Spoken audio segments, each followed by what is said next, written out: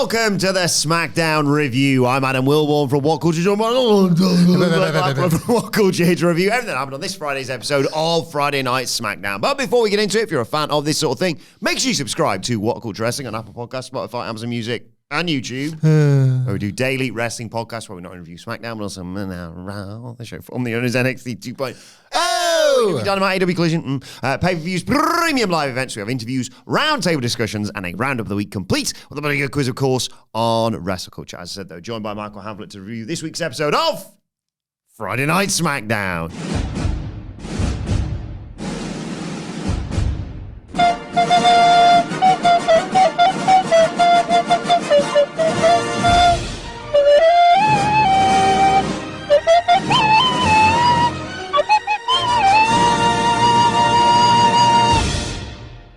What are you doing? I'm not celebrating the Dudley Boys, but I'm celebrating three consecutive wins for Manchester United, meaning that fella with the hair is two away from being able to get it cut. And I don't know why these two things have come intertwined in my mind now. 3 consecutive good episodes of SmackDown. Yep. Oh my God. Didn't see it coming. Elements of this show where I didn't see me saying that, quite honestly. Yeah, fair. But on balance, across the episode, across the piece, a good show. Very noteworthy. Direction. Focus with the main characters. Nonsense with some of the other ones. I thought this was a good time. Yeah. I did. And I don't know if this was maybe week 3 of the 5 that I've now invented, because the terms of SmackDown will be directly linked to the fellow with the hair from Manchester United, who I keep wanting to call Strand Larson, but that's not his name, is it? No. He's a Wolves guy. But yeah, basically the first 2, Perth changed everything. Perth, when the bloody Road Dogg missed the flight to Australia, was just a really great show on its own terms, Spidey Goodoo and all the other cool stuff happening. Week 2 was proof that you could actually build on some of the cool stuff you kind of launched out of nowhere in Perth. Week 3, definitely the weakest of them all, but proof if proof be need be, that if you actually just put some decent bits in place, you can buy yourself a bit of time, because all of a sudden the characters start to breathe again and the characters start to inspire a bit of storytelling. There's a bit of creative verve and a bit of flair and all that kind of thing. And that's what we got here. I want to know, desperately, almost as much as I want to know who's behind the shoes on Raw, of which we do try and do cover on the Raw preview. I want to know who smashed Jacob Fatu's teeth out of his face. They all laughed at me. Because we're Wilbourn the OTJ, so we shouldn't be surprised. This is weird. Whenever Wilbourn gets a prediction right, he gloats, and yet he's also the OTJ, so he knows everything. So how does that work? Don't want to spoil everything for everybody. That's right, yeah. You're the caring journalist. It's not Drew McIntyre, is it? Nope. So it's out there for any. I think I've got my suspicions as to who it might be. I think there's a game we could play on Friday if you want. Let's do that. I know it's Saturday night's main event preview on Friday. I don't think they're going to pay it off this weekend. Maybe they will, but maybe they won't. Yeah. So we can play the game whenever we need to play the game. Whenever it's looking pretty light for preview content, I would say, is when we play the game. So they've got a whodunit, which I love. Whodunits and Gabbos. It's been my week. They, for me, set a scenario up in which a fantasy booking thing I talked about in the preview could now come true. I got what I kind of wanted there. And as I say, there was some absolute trash that was sort of morbidly enjoyable. And the biggest takeaway of all, outside of, Cody and Drew stuff, I thought was absolutely the right call with Jade Cargill. We'll get to that. Yeah, oh my God, I completely forgot about the ultimately the kind of the biggest takeaway from the entire show. Like a very significant heel turn, a very significant shift in the direction potentially of the whole division now. Which I think was a gap that we talked about because we couldn't. It seemed too easy to be like, Giulia, champion versus champion, and now they've given you your path. There was the bit where Jade made the save. We'll talk about it actually when we get there, but I was a bit like, and then all the to noises. use the Sidgwick noise scale. Yeah. But I'm very disappointed in us, and I'd like to apologise to all the fans of the podcast that I neglected to mention that they were going to be at the Mullet Arena this week. Could have got some silly wigs for the preview for that. I thought you were going to make some sort of the Mullet Arena. Is there anything you can get there that's rude? Rude gullet. I'm job. going to give you that. Well, now I'm going to take it away because Rude Gullet was a little bit of wordplay and asked something rude, and then he just did a suck-off gag. Yeah. So you've lost it. If in doubt. 1-1. Like, you score. What happened was you scored, but then the opposition equalised late. I don't want to talk about it. No, I suppose you wouldn't. So we get all the recap of the previous week, and then we see the QB, Cody Rhodes, arriving. And there's Jey Uso. What the hell are you doing here? It's not Monday. It's not the red brand.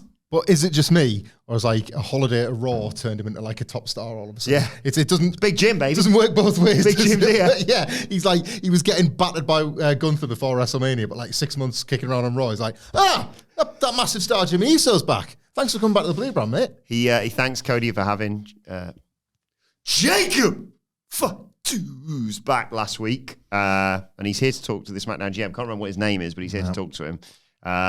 Cody's like, everything all right with you and Jay? Jimmy's like, not really, a little bit pissed off. And Cody's like, I get it. Apparently he's got a brother in the business as well that does Cody. Like, I think, I've just got a hunch that wrestling has more than one royal family, and Cody might be part of it. I need to do some more digging. I need to do some more family tree detective work. I've just got a feeling. He says he knows that Jay's always going to do what's best for him. Jimmy, you should do the same. And Jimmy appreciates those words and says he's off to see the SmackDown GM. And Cody's like, I'm out to chat to the people. That's what he does. And he does come out, suited and booted, so ready for action, obviously. He gets on the mic and obviously he says, Arizona! What do you guys want to talk about? But he's barely got that out. You barely got that out. His water bottle, for those watching on YouTube. Nothing else untoward was happening under the desk there. Disappointing aftertaste. Ooh, tears. Just how I like them. He's interrupted by Drew McIntyre, who says, stop. I don't want your apologies. I don't want no excuses, Cody. Really, Arizona, you're going to cheer Cody and boo me? At this point, you're complicit in his crimes. Boo me, a Scotsman. I thought of that when I was watching this. I meant to write that down. I think you're all brainwashed by corporate Cody's propaganda. No matter what you do, they're just going to keep on cheering. It's amazing. It's apologies, you screw me with the referees. Last week, you smashed me in the face with the title. They still cheer you. I've been screwed so many times. This has become about Drew McIntyre finishing the story. You can't say that. That's Cody's thing. I'm going to finish it next week, signing his main event. But let's talk about the elephant in the room. Scottish. Who attacked Jacob Fatu? It's always Drew. I'm always a scapegoat. Cody, I hate that family. I hate them all. But I'm innocent. I saw you talking to Jimmy. I saw you. Think it was maybe him, the black sheep of the family? His brother Jay's got another world title match and he don't. Always the bridesmaid, he ain't never the bride. He took out, I like that line. I like this next line, sorry. Maybe he took a page out of his wife's playbook. His wife is Naomi, by the way, if you're unaware. Naomi. Mm-hmm. Anyway. Cody, this is becoming Cody's catchphrase and I love it. Enough! It's great, isn't it? Like the guy that is just sick of the nonsense. Yeah. Do you know what it reminds me of? But obviously to a much lesser extent because there's frankly less need for it. Do you remember, you remember the Dirt Worst Fed? Mm-hmm. Where just every single week we came in the studio and we're like head in hands. I just liked it. But like I was kind of... A bit in Rick and Morty where they're in the car just crying. Yeah, that. Every week, twice a week often. And like Kevin Owens would just somehow be permitted to be like, all of this is complete shit. Like, and it was just this one character, because he did that, bizarrely, it gave the universe some grounding. It was like, oh, hang on, this world, it must actually be real, because Kevin Owens is one person stepping back from it and saying, well, can you explain this to me, because this isn't possible. Cody does that, but he does it to a far more logical version, which is why it's a babyface move. Yeah. He's the guy that actually wants to keep like everything nice and squared away. And every now and then, somebody just insists on screwing it up and screwing around. And Cody, QB1, just wants to what is it? What's in America? Wants to run the play. Everybody's messing about. And he's just like, stop it. Stop it. Stop it. Yeah. He's like, he didn't want to raise his voice. Yeah. He's one of them parents. I'd say one of them. He's me. Like, enough. I've done it. Have you had to do that with Eric yet? Is he old enough that he's kind of warranted that yet or not? Kind of had to. He only gets it when he's like, about to do something really dangerous that maybe he doesn't realize. He's like, don't touch that. Yeah. So it's not he's not kind of at the point yet where he's naughty by experimentation rather than by cynical choice. Yeah. It's coming. Have you heard your serious dad voice yet? Have you done it yet or not? I've heard more of my exasperated, he's not even listening. Eric, don't touch that. Oh. Wait a minute. Fun, Dad. I thought I thought my voice saying that was the one thing that was supposed to stop him. Now, how will the rest of his adult life work? Yeah. But yeah, Cody's like, let's have a bare knuckle fight right now. Again, he's in his suit, so he's obviously ready for action. And as they're about to get into it, Big Jim's here. Mm-hmm. He jumps the barricade, goes after Drew. Security get involved, but not before Jimmy can hit a big dive onto McIntyre. Everything's getting separated, and then out comes Solo Sikoa and the MFTs. Business just picked up. I love him. I absolutely love him. I love them. A big gang of weirdos. They're all weird. You got your face paint on, yeah. Yeah. Odd fellas. The little graphic I saw everyone showing with the weird JC Mateo one. You know, I like that, Yeah, I've done it now. In amongst all this, after this, by the way, when we come back, they sort of recap what's happened, and Drew's yelling at the SmackDown GM, and he gets jumped again by Jimmy Uso. And then later on, I'll just skip to this bit where he's there with SmackDown GM, I can't remember what his name is, saying everyone and their mama knows that Drew attacked Jacob Fatu. I'm dealing with Jay's BS. I'm dealing with this BS. I want to throw some hands. And SmackDown GM's like, fair enough, I'll book you in a match. He's like, I don't want a match. I want a fight. No DQ, main event. Just being, once again, these GMs just can't be asked booking headline attractions, can Why they? bother? Because they know that one will fall right into the lap by showtime. Otherwise, like that plot hole, that inconsistency aside, really I suppose strong. you could have had the US Open Challenge in the main event. If you want. I would have not wanted. Strong start this. Imperfect, but strong start nonetheless. Just characters. They've done a really terrific job. I mean, shockingly impressive job of heating Cody and Drew up to this extent after that WrestlePalooza match. It is rare. 2 weeks notice, basically, as well. Yeah. It's rare that you come out of a Cody Rhodes match being like, not only did I not like that, I never want to see a version of that again. Thank you very much. I've already forgotten it. Yeah. The finish was decent because you knew that it was for Drew and he's using it now. But other than that, God, what a bore. What a bore.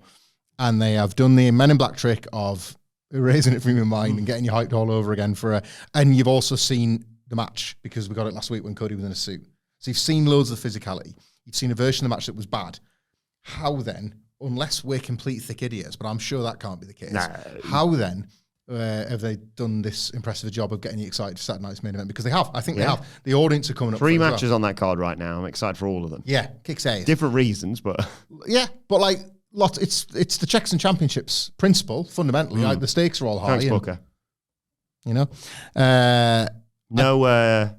Old boy wasn't on this show, of course. No, they had their own assignment this weekend. Oh, teachable moment. Full review. You think Wilbourn doesn't have stroke around here? Ask yourself why we're doing a full Halloween Havoc review live on YouTube. It'll be there by the time you're watching / listening to this, or join us live on YouTube. Some real problems with. I don't think I've got problems with NXT. I think I've got problems with you as a person. I think that's how Halloween Havoc made me feel. I loved Halloween Havoc. I look forward to the review. This, however, was tremendous. I'm getting the overlap I wanted with Jimmy Uso potentially, and the overlap I didn't realize I needed with the MFTs. Solo Sikoa continues to be bothersome on the show. You mentioned the MFTs. They were obviously immediately in action against the best friends that are Shinsuke Nakamura and Rey Fenix. Bonded by the MFT's violence at this point, Never previously met prior to that. No. I'll say this, right? Rey Fenix and Andrade, shockingly impressive experiment for the weeks it lasted. Rey Fenix and Nakamura, not a bust. No. Here. So I'll stick my head above the parapet and say that maybe there is mileage yet for Rey Fenix as a tag wrestler. Oof. I would have never said that 2019 to 2024 inclusive, but I just guess that things can change. You've got an eye for this sort of thing, yeah. Yeah. I don't know how I see these things. I just sense that down the line in the future, he's got some real good tag team. Well, I moves really ahead. like that move that he does. He does it in this match, actually. He runs along the top rope and I've never kicks someone in seen the it. head. I've never seen it. Astonishing. Incredible.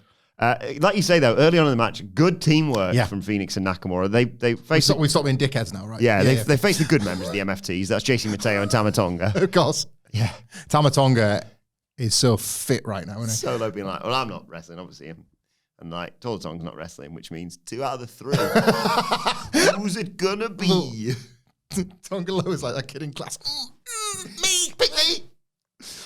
Sorry, I forgot you were there. Tama's not even back yet. Tama. There was a bit where they hit double good vibrations and then did a double come on as they go to the break. But Phoenix is in trouble when we come back. Tama cuts him off with a big lariat, but he finally gets away, hits an enziguri. Nakamura gets the hot tag, runs wild, then tries to lift JC Mateo. Not a good idea. Mateo hit a twisting back suplex that looked good. Tama comes in. Phoenix hits a springboard, hits that amazing, runs on the top rope and kicks someone in the head. You get a 2 count with Mateo making the save. Nakamura wheel kicks JC Mateo. Boots Tongaloa, thanks for coming. Tama chucks Nakamura out the ring. Really don't like it when Michael Cole calls him Shin. The friends remember. This goes back years. Phoenix hit a double springboard corkscrew dive, but as he goes up top, Solo. This is the mentality. They've been watching the YS6. That's how they work it. The numbers game. Solo jumps up on the apron, and then the giant, Tall Tonga, chokeslams Rey Phoenix on the apron. And then when Phoenix gets back in, he gets hit with it's sort of like the hidden blade. It's called the cutthroat, apparently, by Tama Tonga. It's the running elbow to get the 1, 2, 3 and the win for the MFTs. Yeah, not a match if you don't watch SmackDown and you watch us and we watch it for you. Thank you very much for joining us. I would recommend to people to go back and see. But if you like SmackDown and you are invested currently in these characters, I'd say this would be exactly what you wanted. I got no more... If you're crackers for smackers, is that a thing? It is now. Like... Hang on. If you're crackers for smackers, you're obviously going to watch us. But what about the people that aren't and we watch it so that they don't have to? Knackers for smackers. Like, because they're knackered and they haven't got time. Like a weird charity thing. Yeah, so it's not like slagging them off either as well. Yeah. Watching it. I don't want to encourage people to do that. That sounds like slackers for smackers. Yes. If you're crackers for smackers or slackers with smackers. I always look at see what Nicholas's reaction when we come with these gems is. Complete indifference. Lost for words. Thank you. At the quality, obviously. Thank you. He gets it. But yeah, not worth checking out, but... well, I'm crackers for smackers, Mm-hmm. but for the slackers for smackers, I would say you don't need to go and watch We this. need to get stickers. We need to get, like, people badges. Stickers for I'm smackers. crackers. I'm slackers. That's brilliant. Yeah, you can pick one or the other. Yeah, we'll sell them. Yes. So you've got like... Nicholas, get on it, mate. Crackers for smackers is in the SmackDown font. Busy, he says. He says he's busy. Yeah. Slackers with... Oh, Tama's here. Slackers with smackers can be in the AW font. So there's like the people that like, for some ungodly reason, are choosing Collision. So we'd be one of the most popular pieces of AEW merch that they actually sell. Well, I think we all know that. Like, slap a Fed logo on that Rey Phoenix t-shirt. You're going to shift some units, pal. What were we talking about before I got all tribal? Oh, yeah, that was it. I like the MFTs as this new... It's weird. They're kind of a danger to SmackDown, but also they're not. Like, Did the lights partially go out at one point, by the way, as like a Wyatt 60s? Or I thought that. Yeah. They did go... It went a lack of mention by the commentary is when you think it actually might be a power issue, as opposed to all the times that the power's gone out in the building for the 18th week running. So no, I do think it was Wyatt's related, obviously. And maybe this is the way to play it. The MFTs are sort of a threat. They're not keeping you up at night. No. But they're sort of a threat. Like, you want to be really careful here if you're in that lower mid card. And getting a photo shoot done. Yeah. Yeah. And they might win matches. Tama Tonga, just legit good. I'm really glad Tama Tonga's back. Loved his interaction later on in the show. Oh, yeah.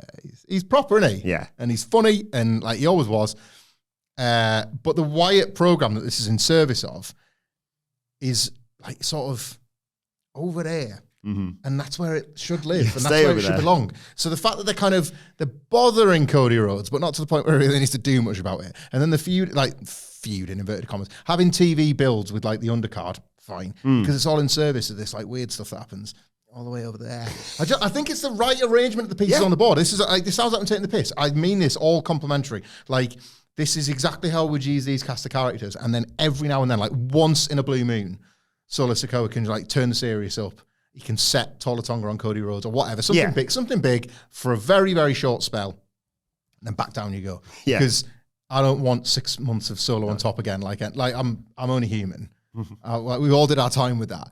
But he fits here. He absolutely fits. The MFTs, a fun return. Look, they're in the same way that Sunderland kicked off this Man United law, so too did the return of the MFTs. Like, because they returned in Perth. So you could argue that this 3-week golden era that SmackDown's having. 3 reasons. 1, Man United's return to form. 2, exit stage left Road Dogg. And C, the MFTs. Of course. Then we get the bit with Jimmy Uso and setting up of the match later on with the SmackDown GM. And the Secret Hervis run into Giulia backstage. Chelsea Green wants to run a campaign of her being the brand new WWE Women's Champion. Kiana James shows up and she's like, no. Discount diva. She uses the term. Giulia's not going to be available. In fact, Kiana's busy now. She's got a match with Tiffany Stratton. Nikki Cross is lurking in the background. Yep. It's all about who's lurking in the background now, isn't it? And then we got Tiffany Stratton versus Kiana James. Nice sort of stalemate early on. They both got gymnastics backgrounds. It was crap, but I get why they did it. Yes. Like, this looked really phony, and like Tiffany Stratton mastered this really early. You've got to look like a wrestler. Join it all up. Yeah. And they didn't do that. But I get why they would. I got that was what they were trying to establish here, because Kiana James ain't got a lot more. Got a handbag. Got brick in a handbag and a cartwheel. So you kind of want to lean on those attributes. I've done the brick in the handbag. What else we got? What else do you got? I don't think she's not trying. I get why you would do that. It did feel quite phony and fake. But she took over going into the break. Well, Giulia distracting Tiffany Stratton. Well, then anything can happen to SmackDown rolls on. We know this. Kiana James hit a big boot as we come back, but can't put her away. Tiffany gets the better things after a back and forth of elbows. Hits that handspring back elbow in the corner. Cartwheel Alabama slam. Attempt at the prettiest moonsault ever, but Kiana avoided that and hit a super kick and a Falcon Arrow for a 2. James puts Stratton up top, but she can't get the superplex. She gets shoved down. Swanton bomb. Prettiest moonsault ever. Fairly straightforward victory. Yeah, Tiffany was good on offense here. I like these. I've said this before. I like babyface champions winning well. I just think it's like, you can't do it all the time. You can't do it every week because it does feel like slightly uneventful television. And there's an expectation now that every segment should have this, like, I mean, one's coming any second now, but every single segment should have this inciting moment. So even the match itself should. Not for me. I like it. Like, straight up babyface champion shows you why they're the champion. I like that as an occasional. It's what's the word I'm looking for? It's like, it's foundational stuff regardless of where the champion's at in their reign. So like, even if, like in Tiffany Stratton's case now, she's coming up nearly a year on being champion, to win on TV proves that she hasn't like got complacent. Yes. Or that she hasn't sort of like started to let standards slip. It's showing you if she's a bit injured, just how injured is she, all that sort of stuff. I like it. So post-match, she's like, thank God that's over with. That's all that. Yeah, that's dealt with. No more problems for me. Giulia obviously jumps her immediately, hits the Arrivederci knee. But before she can beat her down anymore, Jade Cargill returns to make the save. She hits Giulia with a pump kick, and Cargill helps Stratton up, gives her a title. They're like former foes, but they're friends now. And this was the bit where I was like, She like raises Tiffany's arm, goes to leave, and then just takes her head off with a clothesline, beats her down, chucks her around ringside, chucks her into the steps and the ring post. She also stomped on her behind the announce table. Referees and officials are there. Stop it! She also stamps on Stratton's leg as it's draped over the steel steps and storms off. Later on, I'll just talk about this now. Later on, she's interviewed by Kathy Kelly. Are you worried about facing any of these consequences for what you did? Jade says, I'm not worried. You only face consequences when you make a mistake. And the only mistake I made was thinking that this world rewards patience. It rewards power, and I'm taking it along with the WWE Women's Championship. Strong. Yes. Really strong stuff, this. Did you notice, because I didn't, how Jade was dressed until after the turn? You realise that it's all black and slick back, and kind of like she changed her aesthetic to sort of foreshadow that a nasty piece of work was here, but you didn't see it, and then it all sort of reveals itself very nicely. Love this. Love all of it. So again, just to lift Kiana James out of the picture a little bit, Giulia and Tiffany now have a little thing. It might not be for right now. Evidently, it's not going to be for right now, but they've got beef. Yeah. And Giulia needs it. She needs beef with somebody. She needs something with somebody. She needs something, full stop. Yes. Like, she's been really badly booked, Giulia, this year. Let's call a spade a spade. So the fact that she's kind of coming for the champion and very literally not missing, no bad thing. That might have to go on ice, but it's a cool thing to put there, and you want to watch Giulia and Tiffany Stratton. Who knows when that'll happen? Who knows what belt that'll be for? I think Giulia's, you know, down the road. Yeah, let's imagine that down the road. So they go off and do whatever. Meanwhile, Tiffany Stratton, who I felt like we were having circular conversations about trying to find a program. Like, I was saying to Andy on the news, I was like, you can pitch certain people all the way to WrestleMania, 6 months away, but you can say like, right, if I'm booking it, I'd like to see Punk doing this, Cody doing this, Io Sky, Rhea Ripley, that sort of thing. Women's title on SmackDown and Tiffany Stratton, I was like, I don't know. Now it feels like, I know exactly where we should be heading if they can drag it out that long. It was feeling barren, wasn't it? Yeah. And Jade Cargill turning heel. Wrestling has this way sometimes where all of a sudden what felt like an empty roster where you just couldn't summon an interesting feud or program seems to have like opened up 3 or 4 more other avenues. So like, yes, Jade Cargill and Tiffany Stratton is obviously there now, and they might feud for the title as soon as Survivor Series, let's say. Well, they're on Saturday night's main event. Of course, yeah, they're going to, right, Saturday night's main event. So like, but it probably won't be over. Like, they could do a shock title change. They don't really do a lot of title changes, do they, at Saturday night's main event? Not really. It's a bit of a Saturday battle for the belts. But Saturday battle day nights. You're right. Battle day nights non-event. That's Okay. like Battle of the Belts and Saturday night's main event. I just don't think that Jade Cargill's like, she will win the world title at some point, I think, but I don't think she needs it right now. I think they can carry this one on. It'd be like really soon to put the belt on her. They could probably do a schmoz and it wouldn't. It'd be fine. Tiffany's like good in those like sort of all action weaponsy brawl sorts of things. So you might want to drag that out like past Saturday night's main event to Survivor Series. In the process, Jade Cargill will have changed the dynamic with Bianca Belair whenever she can return. Like the last thing that they kind of interacted on was when Bianca kind of mournfully said, "Go and get her then." And it was Naomi. Remember that? Like she was dressed in, and she refereed, I think, the last match between them. She's not wanted to see them get violent, but it had to happen, and that's that for them. Jade Cargill just outright turning. Bianca Belair presumably will have something to say about that or something to do with that. I was like, well, there's your WrestleMania match. Very possibly. You've Put your pocket, put in your pocket. Belt on Jade Cargill for Bianca to beat. Yeah, because we basically fantasy booked that the entire time they've been on the roster together. Pretty much, yeah. Because that Rumble tease was so awesome. Easy be Jade's best match. Yeah, like the stereo press slam was so cool. You were like, one day I'll have that, please, and it'll be massive. They could do the thing you loved. You remember when Bianca had to do like the assault course? Oh, yeah. But they both do it and they're both mint. Put them on like, they've probably got gladiators in America again. So do like celebrity gladiators. Oh, yeah. Those Miz hosting. Oh, of course, he's like Wardlow's on it and stuff. Yeah. Hobnobbing with actual stars. Like the prospect of Tiffany Stratton losing the title as well was the thing I was thinking of. Because if she loses that title now, she gets to go into a WrestleMania season as a chaser. So like she could want to try and win the Royal Rumble. She could want to try and win potentially Giulia's US title. And that's how you get back to Giulia and Tiffany Stratton. I've lost you to American Gladiators there, haven't I? Yeah, I'm trying to find out when it's coming on telly so we can talk about it on the shoe. Boogs is on it, of course. Are we fully caught up on Celebrity Traitors? Yes. Like, had I seen it by... Oh, yes. You've seen it by last. Only Wednesday and Thursday, isn't it? We didn't talk about it a lot because I feel like I need to be honest with this audience that we've cultivated on SmackDown coverage. No spoilers, by the way, in case you're concerned. I won't spoil anything. Like, I don't like it, though. I like it. I don't love it. Yeah. Celebrity Traitors is just...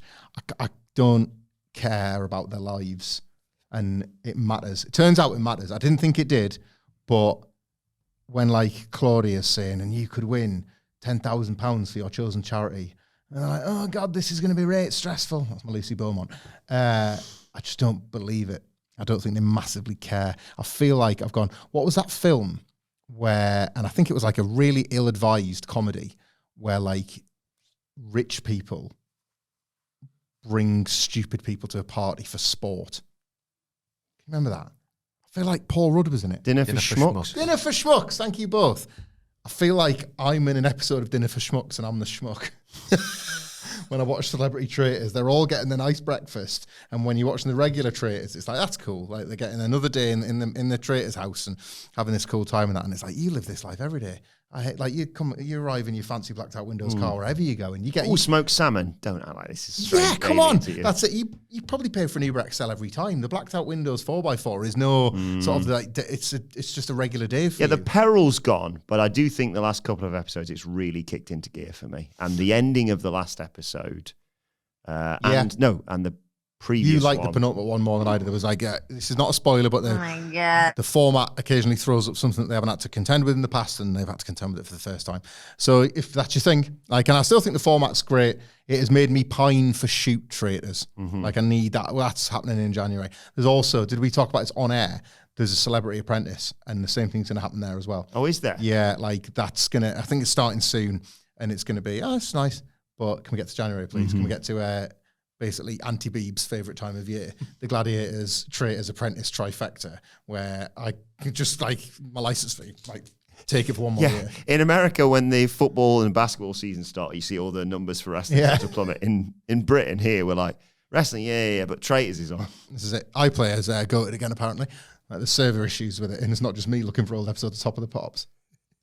But I really, to get back to it, I really thought there was a shot in the arm that not only Jade needed, but Tiffany needed, the title picture needed. Good for the whole division, isn't it? Yeah.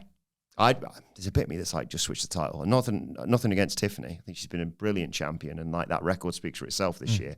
But there's a bit of me that's just like, just switch it on Saturday. There's a good sporting narrative to it because she's just lost to Stephanie Vaquer, and she's like, they could definitely tell the story of just been in there too long. Like it just gets and then too run difficult. it back at War Games, for example. We're definitely getting a second match. Yeah. Well, I guess we'll preview that later this week. Speaking of big returns, Ilja Dragunov was backstage with former now US champion Sami Zayn. And Sami's lovely, as always, because he's the best. Congratulates Dragunov. Says, look, keep an eye out for them MFTs, though. Dragunov is respectful of Cody as well, puts him over as a fighter and bringing back this US Open challenge. It's going to take everything, though. There's a bit like Sami Cody there, by the way. It's a Freudian slip. Oh, sorry. Now you want Sami to be the new QB, don't you? That's it. He's the best. But yeah, Sami, it's like a weird pep talk because Dragunov's doing it anyway. We already knew this. But as Sami's been like, you have to, it's not, no normal person can go out and do this every single week. It'll take every fibre of your being. And Dragunov's like, oh my God, yeah. He's super fired up. That to Ilja Dragunov. Like, Ilja, mate, I've seen you. We've been colleagues for a couple of years now. Do you think you can give every fibre of your being to pro wrestling? I think I can get this, Sami, yeah. Do you reckon if you're like his housemate, you're like, not sure if you've seen Ilja, but we've all got a bit lazy. You've seen all them pots over there. I mean, I'd do it, but I think it's really going to take someone's, every fibre of someone's being. He's smashing all the plates up probably, but you treat him like a kid. Whoa, I bet you can't do the Asda run in 60 minutes or less. And go. He just like uses the veins in his head to power him down to Asda and back. Our problem would be they'll be like, you need to do those pots. You haven't got any clean plates. He just headbutts the sink. All broken now. It's just like a big spewing gusher of water in the kitchen. What's happened? I live with Ilja Dragunov. He had his open challenge next, though. He came out and cut a promo. It's like handy on changing rooms, but they're just using for the destructive bit. They need somebody else to come in and actually. Andy Ilja. Andy Ilja, yeah. Is that anything? Brian will make it something, won't he? Yeah, probably. You ever seen Changing Rooms, Brian? Because you're about to Google it. Changing Rooms was a 90s TV show. Which Norman Smiley. Presented by Carol Smiley. Who, by the way, if you're Scottish, retrained. She left television behind and like retrained as a wedding officiant. Did she's she? Scottish. What? Go get Carol Smiley to marry her. I would. Like, I've told Murray about it and he didn't seem to care. And I was like, hang on. Like, the absolute bobbins you celebrate from your crap country, no offence to Scottish people. Like, but Carol Smiley. Oh, God, you put that caveat in there. Yeah. Like, Carol Smiley, absolute like top of the tree in terms of like Scottish contributions to culture. And like, why would you not want to get married by her? Anyway, It's by the by, she hosted a show where she would like turn up at someone's house while they were like wished away for a weekend, and then they come back to the house and it's like, look what we've done with a team of designers you'd hate. We've restyled your house in 48 hours using really, really cheap equipment. Like when we leave here, it's going to be unlivable, but it'll make Hope you like MDF. It'll make a good TV show. And it's known, it's kind of like either forgotten about because it was just chintzy 90s nonsense, or it's remembered in infamy for a couple of the times where the people would be like, and open your eyes. I hate it. What have you done to my living room? Yeah. And there was a time when like a woman had like a really precious like Toby jug collection or something, and the shelves were too weak because it was MDF or it was cheap, whatever, and they just fell down. And you just smashed them all. Oh, Joanne or whatever, we're really sorry. It's not going to bring them back, is it? No. It's all my memories and all my prized possessions broken, but thanks to the purple walls. Lawrence Llewellyn, Anthony Bowens. That's so good. So there's your lineup. Norman Smiley, Yeah. Andy Ilya, Andy Iglia. Lawrence Llewellyn, Anthony Bowens. Perfect. I've missed all of you guys. I'm not going to do the voices. That's Sidge's thing. I've really missed you. He talks about his recovery highs and devastating lows. He didn't see the light at the end of the tunnel, but he never gives up. Surprised because he pushes his face that far forward. Do you think he'd be able to spot it? But he's here, new United States champion, and he's going to defend this belt with all of his obsessions. He won it from a great man, Sami Zayn. So it's his duty to continue this legacy of the Open Challenge. He says, tonight, my dear friends and enemies, pain shall entertain you. Okay, Ilya, you do you, mate. Who am I to judge? Like what you like. And the I remember when like his NXT era where he was just getting off on it. He was practically rubbing it against the ring because he was so into getting battered. Careful, if you leave your hands there, Ilya, they're going to get trapped in the door. Are they now? Oh, is that right? Hope it catches a bit of my stonking erection because of how much I'm enjoying this. But the Open Challenge is answered by Aleister Black and Zelina Vega. Like their entrance. Zelina Vega's a snake. If you didn't see it, 2 weeks ago they did a vignette where he was like the snake of truth. It slithers through time. Venom is not poison. It's salvation or something. It's your new reality.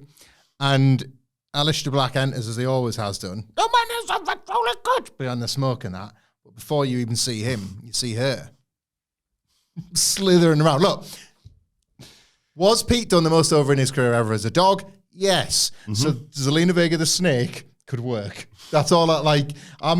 To be honest, it's the thing I like the most about this match. Zelina Vega's a snake. It's Sammy Snake.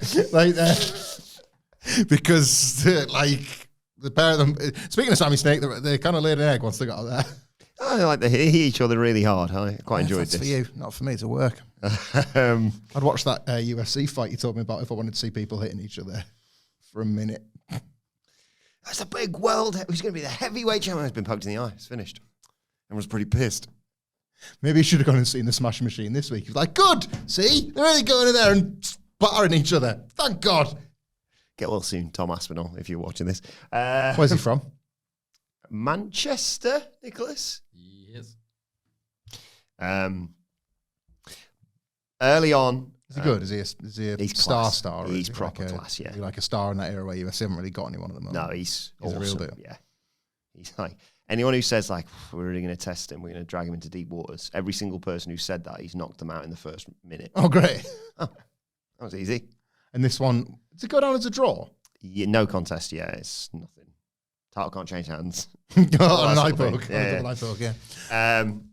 Vega got involved early on. Dragunov got sent into the barricade with a Hurricane Rana by Zelina Vega. And so Aleister Black just nailed him with a running kick to the face as we went to a break. When we come back, back and forth, nailing each other.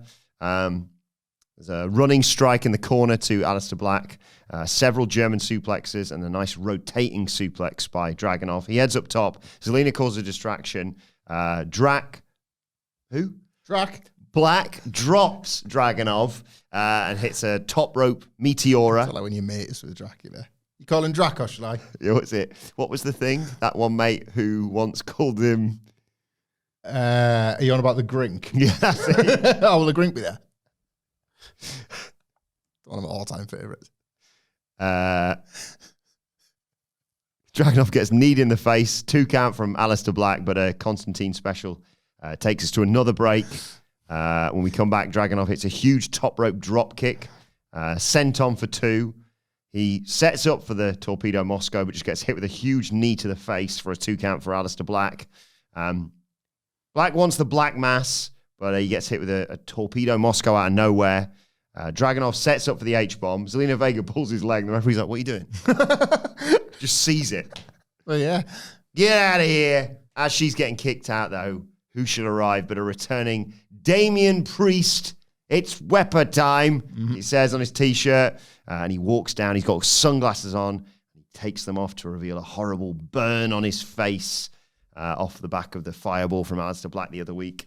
And this distracts Aleister Black long enough for him to turn around into a huge Torpedo Moscow from Ilja Dragunov for the 1-2-3. He retains the US title. Post-match, Priest comes down, beats up Aleister Black, beats him around ringside, sets him up on the commentary table to, I think he was going to hit a concerto or something. He was going to kill Aleister Black. But Zelina Vega jumps on Priest's back and goes for the eyes, which gives Vega and Black time to scarper through the crowd.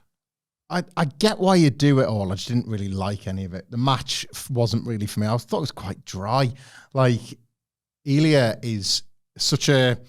I've said this before. Ilja is not in any way my wrestler, but he's kind of become my wrestler. Like, so much of what he would do, what I didn't think was for me, but he's just so good at, like, locating where the drama is. So all the hitting really hard and the, oh God, I love pain so much, I'm willing to die for this and all of that. I just, he's up, mate. I just want to be around him. Yeah. But then the match happens, and as a babyface, I get totally into his struggle. He looks like, honestly, like he's been through like a washing machine or something by the end of a match. He's like the hair, like his whole Jordan Pickford vibe is just like smashed all over the place. He's got his cool body. Like, he goes pink off stuff.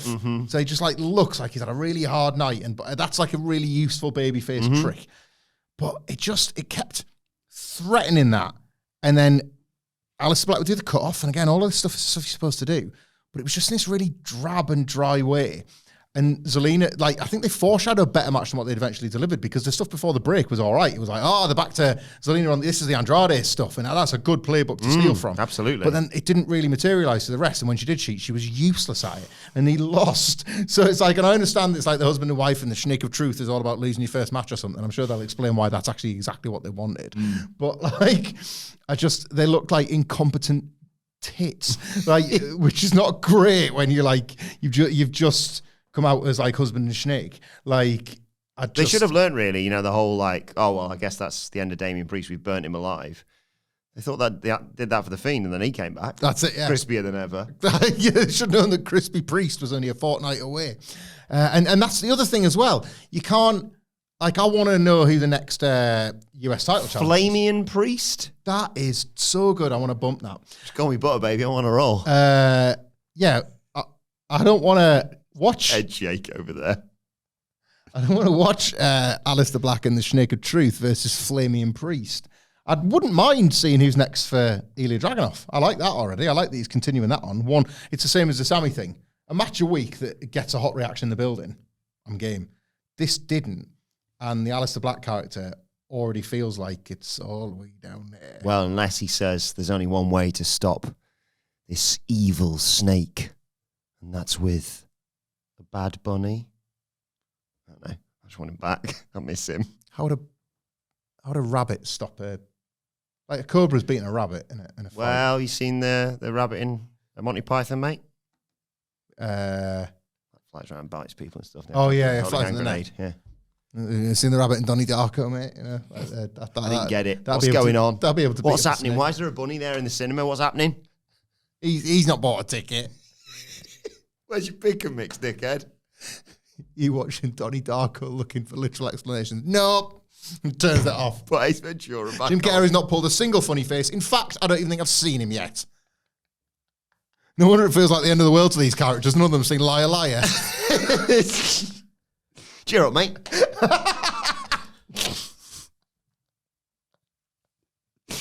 All around me are boring faces. Yeah. That was a mopey Christmas, that wasn't it? Jesus. Well, because the builder was like making it fun the other year. Because no, what bothers me about Gary Jules' Mad World is not that it's just like a bit dry and the Tears for Fears original version is great, but like that year, I go on about this every Christmas. I think proper Crimbo. Oh, and Don't Let the Bells End were both in the charts. What are we doing? That was my first year at uni. They're two strong contenders for the Christmas one in kind of the last era where anybody gave a toss about that. We're kind of the last guys to give a about the pop charts. And Gary Jules. Should we put that on while we eat turkey? No one's doing that at our What Culture Christmas party, are they? Whereas... What, karaoke? Yeah. Gary Jules' Mad World. I'll have to go home. Should we do the gimmick? All around me are familiar faces. All around me are familiar faces. What did we do? We do Elton John, Nicholas? Yeah. Step into Christmas. Yeah. First line all the way through, or just... No, we did it. We did it. Because we aren't 13, but you and Phil still felt the need to regurgitate that old chestnut. No, we got in... Well, I didn't even know this, but we got in trouble with him, man. Yeah. Thanks, lads, for the comedy show, or whatever it was he said. I'd heard the thanks, and I was like, no bother, mate. Like, literally, how many times has he had to deal with that over the course of his life? And you're like, kind of the first guys. I think we're probably kind of the first guys. Repeating the first line from a Christmas song over and over again until somebody loses their mind. Stop it. I think it might be the only thing I like about Christmas is when it feels appropriate to watch those videos. Like, just looking across Sidgwick when he sat there and going, whoa, like really dragging it out. I think that might be the only thing I like about the Christmas season. Christmas party. Not far off now. It's still quite a way.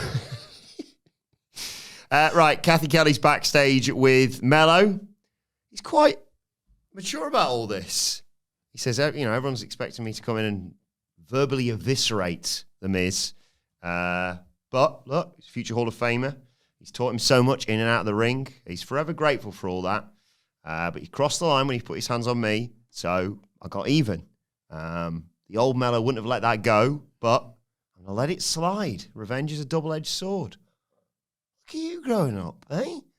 And he's back to fulfilling his destiny. He can hear and see the support that they've got for him, and he's going to get back on track being him. And then Kit Wilson shows up. Yes, boy. And says, you bloody toxic masculinity bollocks. You're showcasing a crime of emotional intelligence. And he said, it'd be a crime for me to let you interrupt my interview and not do anything about it. So we're fine next week. And he says, sounds good. This is Kit Wilson. I'm going to expose you and give you a dose of toxic medicine. Right. Bit all over the place in this one, because if you recall, I did fantasy book the Miz Boys, and Kit Wilson serving as pretty awesome, perfect partner. Called it. Well, I did, and I still think it would work. I think it's going to happen, and I do think Trick Mello Gang is happening on the main roster. And I loved Carmelo Hayes' promo, loved it, because the foreshadowing of him and Trick getting back together on this idea of like, you know what, it doesn't really do us any favors, does it? You kind of lose mates when you dick about months after the fact. Like, that to me was actually quite smart and sophisticated writing for WWE. Well done, Triple H. As opposed to the retort by Kit Wilson, which is this Road Dogg's got his hands on it. Dated caveman Road Dogg nonsense about crepe. All right. What are the kids saying on the left today? I think I'll put this in the mouth of Kit Wilson. That'll show him. Like, what? It's awful. The character with Miz, yes, felt it in my guts, thought it could work, want to look at it, want him to have that like wheelchair spot again where like Damian Priest is whirling him away, want like Miz to like sort of use him as a battering ram, just like not realizing how like ugly that look makes the Miz look, but he's like, hoorah, let's do it. Like, so much of this I think can work. I just wish this character didn't exist. It is piss poor, this Kit Wilson thing. Awful, like not number one with a bullet in the year that John Cena's heel turn happened, but way up there in one of like the worst things of WWE this year, this character. And yet, the Carmelo Hayes stuff before it, really strong, mega into it. Miz, who wants to be getting, we've just decided this is happening now, wants to be getting excited for his 20-year anniversary thing, but he himself has become obsessed with revenge on Melo, even though Melo said, I'm cool. Like, I don't think about it now, mate. It's a draw. you not understand what a draw is? You've been here 20 years. Yeah. Like, you've never been one. Like, so, yeah, I like so much of this. I just wish that Kit Wilson character was Kit Wilson from 6 months ago. Absolutely. And hopefully Miz will be a conduit to get him back there whenever Elton Prince comes back. Yeah. Wherever he is. Miz is a dick to him. He's like, you've got no mates. Like, I've got mates. You're the only one with no mates. You're not with no mates, mate. Ilja Dragunov's backstage chatting to former NXT tag team champions that are Axiom. Nathan Fraser. When I'm cleaning windows. They both want a shot at his title. And he says, look, he said the Open Challenge is open to tag teams as well. So you can have a handicap match. Does that man jack it over getting beat up so much? He's just kind of broken the rules of it a week. I'll take anything. I'm hardcore. Like, do you think, remember when Triple H was like so bloody cerebral? He booked the entire roster against John Cena and Randy Orton. Do you think, like, Ely said, please, book me SmackDown GM, if only I could remember your name. Can you book me against 18 wrestlers, please? But Nathan obviously is still being a bit of a dick to Axiom. Like, I'll probably take the first one, probably, if anything. Yeah, the two of us. DIY turned back up, and I was like, oh yeah, weren't you meant to be having a match this week? But they accounted for that by basically saying that DIY talked a good talk and then didn't ask for a match, basically. Because Johnny Gargano is scared. They're scared of Ilja. Candice is just, take up his stupid mask, Axiom. And Axiom says, you're scared of me, Johnny Gargano. And they get into it again. No official matches set up again because who cares about all that? Because Tama Tonga shows up and they're like, all right, Tama, mate. And he just goes, yeah, I'm going to get over you. And they go, that's what I'm on about. See, the MFTs is like, they're not, nobody's really running in fear or anything, but it's weird when they're about. Yeah. Have you had Tama come up and do the throat slit gesture to you as well? See you next week. It's not, nobody's like, really panicking. He's on his own as well. He's at a numbers disadvantage. Just have fun. Yeah. Get you. Not now, but at some point. Write that down. I think they're so welcome on SmackDown, the MFTs. I really enjoy them. Also, presumably he'd had to reapply his face makeup because he might have sweated some of it off. That's worth it. 1 second. Classic MFTs. Is there some all right overlapping booking happening here with NXT? Because Frazier's really upped how much of a dickhead he's been to Axiom lately, right as Axiom stands to win / fall narrowly short in the speed tournament final. And who should really be laying claim to winning a speed title but Nathan Frazier? These things feel connected, do they not? Synergy, baby. Saw that. I don't know. I just sense Jasper Troy's going to beat Axiom, and then like Axiom, like Nathan Frazier's like, "Where's your speed title, mate?" And he's like, "Oh, I couldn't get it done. Oh, not fast enough. That's funny because I never slow down. I don't know why I said slow down. I don't know why he's become. He's become corrupted. Everyone's snake now, but like, yeah, that feels connected, doesn't it? Yeah. So, and then we got a backstage interview with the tag team champions for now, at least. They're defending them on Raw tonight, of course. Alexa Bliss and Charlotte Flair. They accept the challenge for Bayley for tonight on Raw. And Alexa says we need to show them what a real tag team looks like. Nia Jax comes in. She's like, here we go. Probably going to stab each other in the back, aren't you? Can you trust each other? Haven't we gone through this? Charlotte used to have the same attitude as Nia, but she grew and learned to develop healthy relationships rooted in trust. Maybe Nia should try that. If Charlotte wants to call Nia a bully, well, maybe I just learned from the best, Alexa Bliss. Nia's like, you should watch out. Alexa's going to hug you and then stab you in the back with her other hand. Alexa's like, people can change. But Nia, if you want to find the old Alexa who bullied you, I'm not hard to find. They set up a match for next week. And this is where they also announced Tiffany versus Jade on Saturday night's main event. Just like detestable material, detestably performed. Yeah. There's no other way. They're not meant to like here. They're just Kathy Kelly and that's it. Yeah, they're awful. And the thing is, but can she trust her? Can Charlotte trust Alexa? She can trust her, but I wouldn't like her very much. Like, I don't think that this is this is scripted, is what I was trying to get to there. And obviously, all three performers, you would imagine, are given a certain degree of trust, especially in this era where we're far removed from if every line isn't word perfect, do it again. You know, this is not, I don't think that this is every single word off the page, but I know for a fact that even if it's bullets, they're all, you know, this was the message I got out of here was the intended message, but that's worse. Like, if they'd have botched it, it might have turned out all right. For a split second, I thought Nia was talking about Shayna Baszler. Yeah. And then I went, oh no, yeah, Alexa stuff. And as well, they've all been awful to one another. Like, and in some of the worst storylines in recent memory that you could really do with not revisiting. Like, just remind them. like that. And yeah, it's like they revert. It's like, yeah, I forgot. It's the Woody string in the back promos that they all used to cut. They forgot that string is there because they've had a couple of years of creative freedom. They're like, I can't really be arsed tonight. There's a snake in my boot, and it's not Zelina Vega, it's you, Nia Jax. Like, it's just terrible. Really bad acting as well.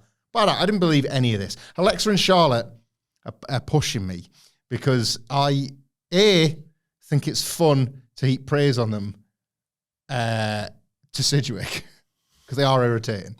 But B, like, are not doing a lot. Like, this act definitely peaked just before they won the belts and have kind of just been around a bit ever since. Just put his feet up at that point. Yeah, it's like, oh, cool, we've done it. We'll see the tag titles at WrestleMania. Bye-bye. Imagine if this was a 52-week-a-year product, eh? Hey, on the beach. Like, it just don't... This all don't exist. Charlotte has been working through somewhat of an injury, but yes. Maybe, yeah. They're on Raw tonight, who might criticise their work rate when they turn up on the red brand. Then it was time for the main event of the evening. Them two interacting with both Baileys. I'm into that. Yeah. What's that going to look like? How does Charlotte, Master of Subtlety, navigate that? I just think that'd be funny. I'm really excited for it as well. Main event of the evening was Big Jim versus Drew McIntyre. No DQ.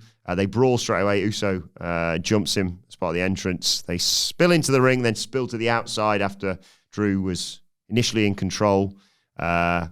Uso tries to hit a suicide dive, gets hit with a huge forearm by Drew. McIntyre gets slammed into the steel steps. McIntyre bails into the crowd, fights back, wants a DDT, I think, on the floor, but gets countered into a suplex by Big Jim. And then we go to a break with Big Jim being like, anyone fancy a table?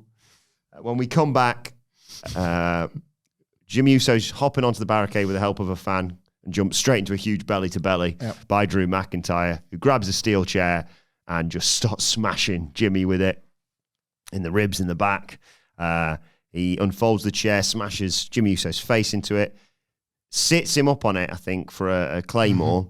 But as he hits the ropes and comes back, he gets drop toe holded into the chair by Big Jim, who hits... did Cole call it a whisper in the use? Workshop that one because he did, and it's not the worst. Like the 1D was, or Uso in the Wind, one of the two. The 1D was a really nice pilfer, wasn't it? I think there's something else if you can say that.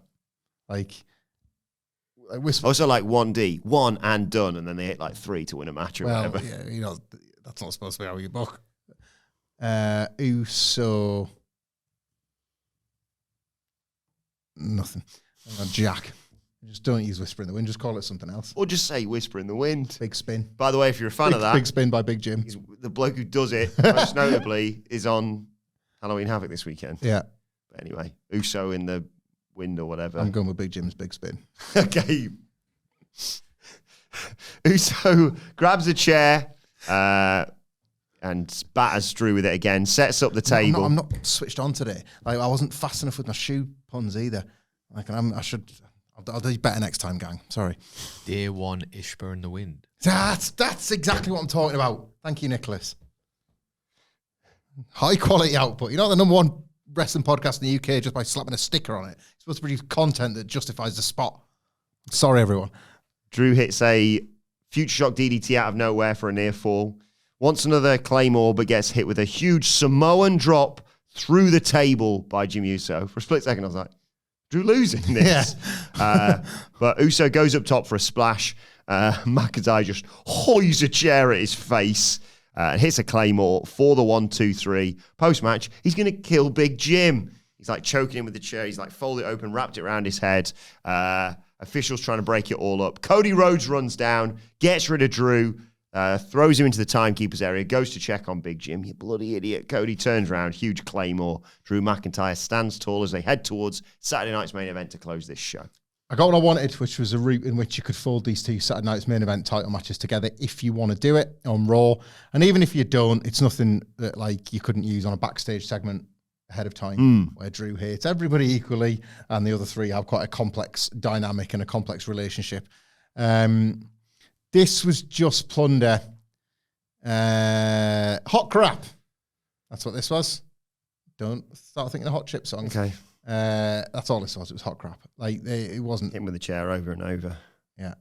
They dressed in the ring and then they were ready. They were ready for the floor. Anyway, yeah, the fans were into it, but I wasn't really. I think it was one of the things that, like, you know, you go to a house show or something and they pull out a table and you're just like, oh my God, yeah, this is unbelievable. It had an air of that about it. It didn't feel particularly high stakes. I love Jimmy Uso. He's no good, but I love him. It's like I loved Jey Uso with all my heart, to the extent where I did feel like I was part of a movement to get him, to help him to the top of the tree, and he did it. I don't even think we all want to help Jimmy that high up the tree. No. I just want to like help him up to one of the branches. How'd you get there? Build a tree house. How'd you get there, Jimmy? Don't know. Like, yeah, treehouse. I don't want to get into the top of the tree, but I'll get him up to the treehouse. Somebody's knocked the ladder off. We'll help Jimmy Uso into the treehouse. That's how I feel when I watch Jimmy Uso, and I think fans agree. He gets these big reactions, and then just nothing to warrant it. The match just sort of happens, and he kind of dances around a bit and does his whisper in the wind, and he, I don't know, on. He's such an unremarkable guy. Yeah, but I don't know, man. You're all right. I wish I could put my finger on what it is. It's a lot of the Uso success to me feels like it might be in response to just the dearth of fun guys, because none of these frigging professional wrestlers have got an ounce of charisma in them. They've been actively instructed. Yeah, I get that. Can you lock up, please? Yeah. I need a few more drop down tackle headlock takeovers, please. I'm sick of them. And then these charismatic, useless legends rock up, and you're all right, you. It's my vibe at the moment out of pro wrestling. Good for them. And good for Jimmy Uso. This was mostly rubbish but hot. You were just waiting for the Cody bit. That and all, yeah. Get to that. Well, let us know your thoughts on SmackDown in the comment section below, or on X at WhatCulture WWE. Watch, they can follow all three of us. You can follow Michael Hamflett at Michael Hamflett. Follow our long-suffering producer, Adam Nicholas, at... It's Adam Nicholas. Follow me, at Adam Wilbourn. Follow us all at WhatCulture WWE, as I said. Make sure you subscribe to WhatCulture Wrestling, wherever you get your podcasts from, for daily wrestling podcasts. The Raw preview is available right now, and we'll be back later on today with a Halloween... Wait a second. Review. But for now, this has been the SmackDown review, where we've talked about whether or not Charlotte Flair really can trust Alexa Bliss. Damian Priest returning, Jimmy Uso versus Drew McIntyre, no DQ, more matches being added to Saturday night's main event, and Jade Cargill turning heel. The SmackDown review. It's got all this, and we're ready for the floor. We'll see you soon.